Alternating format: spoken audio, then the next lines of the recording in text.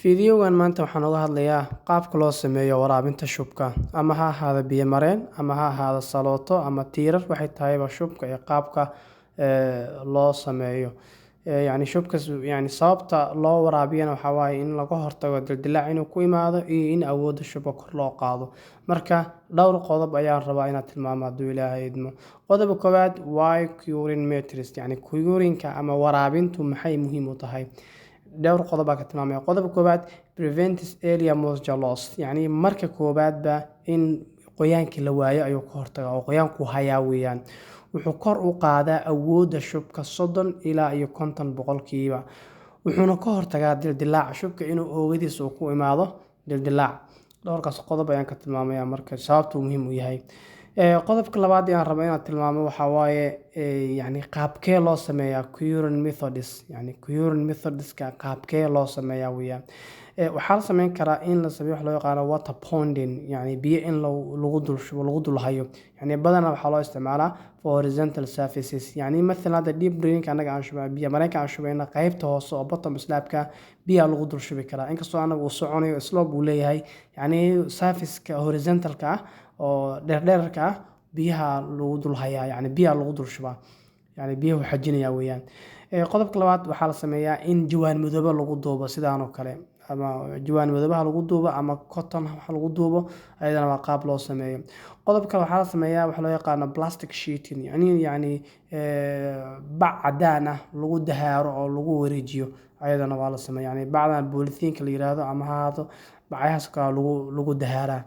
يعني أيضا economic methods يعني رخيص ويان sidoo kale waxaa la sameyn karaa wax loo yaqaan in booyad lagu furo ama biyo lagu sii daayo sprinklers lagu sameeyo lagu furo lagu afuufo marka waa large area loo isticmaalo badanaa.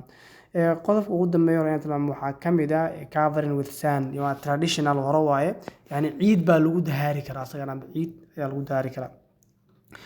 marka waxyaabaha muhiimka marka critical factors we monitor waxyaabaha aan ka hortagno waxaa kamid ah tusaale ahaan in duration ku ahaado yani duration of minimum 7 days ahaado 28 days waa laga dhigi karaa laakiin waxa ugu yar in laga dhigo 27 beri minimum inuu ahaado ugu yaraan 7 beri waa in la waraabiyaa.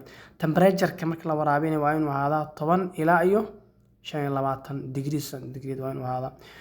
يعني moisture كان وحواي و keep surface continuously wet يعني وإنه مر والبا وإن لسيه ورابيا وإنه قلله لو ما أقول هذا شبكة وإنه قيان هذا we have to keep moisture ما قلت قضبة كلا أصلا وحواي protection يعني لو سميه يعني sun direction كماشي وقرح ذا كإيمان يسو إنك استو مرة كقارة دي استرجر كذا كعاونيني لكن بدنا بحال سكودية إن sunshade كلا نعلقة يعني أما واحد الله نيجو إن لقى دفاع هذا قرح ذي نستوس أو صور عضو وكل دفاع هر أسمى سيد عليه أسمين كرتيف. أوكي قضب وجود ما يرى أنا تنام وحواي common mistakes to avoid يعني دور قضب وحاجة خرادات أو ربع هنا كديجو يعني كوان ولا جديجي يا لما سمينه ويكو هردن وين لا سميه لكن كوان ولا لما سميه أصلا mistakes.